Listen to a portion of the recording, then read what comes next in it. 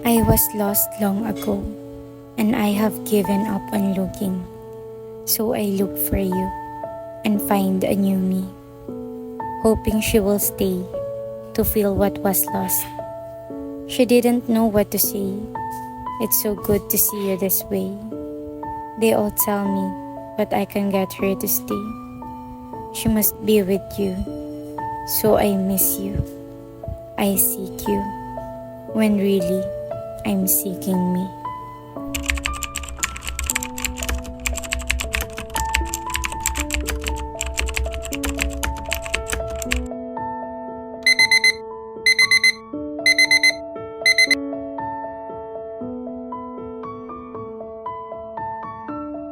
Bunso, Zai, ayan ang mga katagang itinatawag sa akin ng mga nakakakilala sa akin.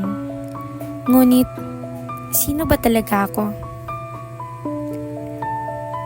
Tara, at samahan niyo akong mas kilalanin pa ang sarili ko. Empleyado sa umaga, estudyante sa hapon. Ako ay isang working student na nagtatrabaho sa McDonald's. Lagpas isang taon na rin akong nagsiservisyo sa store na to. May mga araw na sobrang nakakapagod at may mga araw din na napapagaan ang pakiramdam ko dahil iniisip ko ang kinikita kong pera sa pagtatrabaho. Ito ay para masuportahan ang pag-aaral ko at makabili ako ng mga needs ko sa buhay. Nasa pangatlong baitang na ako sa kolehiyo. Ang kursong kinukuha ko ay Bachelor of Arts in Communication sa pamantasan ng lungsod ng Muntinlupa. Katulad ng nararanasan ko sa trabaho, nakakapagod din ito. Pero kahit sobrang bigani yung utak ko sa lahat ng activities, ay okay lang. Dahil nagiging bearable naman ang college life dahil sa mga kaklase kong napapagaan ang pakiramdam ko. Tinutulungan nila akong patuloy na magpatuloy sa pag-aaral. Pero bukod sa mga kwento kong yan, may mga hilig pa akong gawin. Yan ang pagbe-bake. Sa ngayon, cookies pa lang ang paulit-ulit kong ginagawa. Pero patuloy pa rin ako nag-e-explore sa mga pwede ko pang i-bake. Kahit pa paano, marunong din naman akong magluto. Mahilig kasi akong kumain, kaya dapat marunong din akong magluto para sa sarili ko.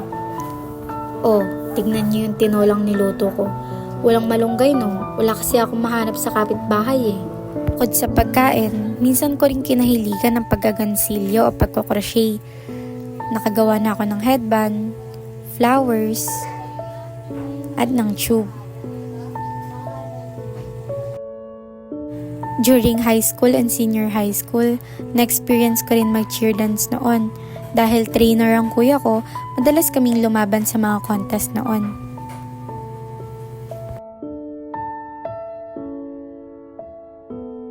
Naranasan ko ring sumayaw ng tinikling nung grade 11 ako, nung panahon na nagpa-showcase ng talent ng aming professor.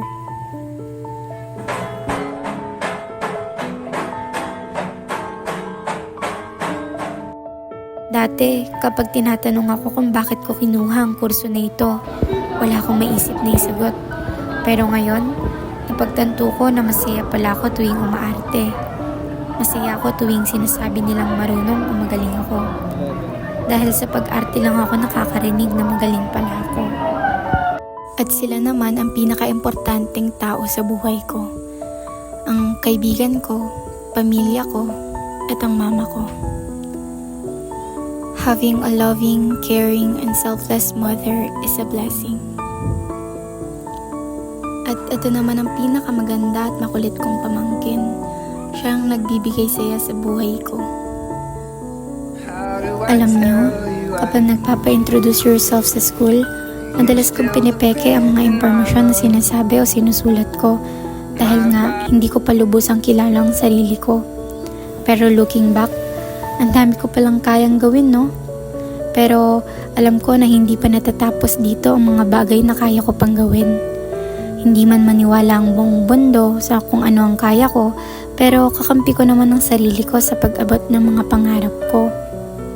At alam ko rin na God is always there para saluhin at tanggapin ako ng paulit-ulit. Salamat at sinamahan niyo akong mas kilalanin pa ang sarili ko. Sa wakas, nahanap rin kita.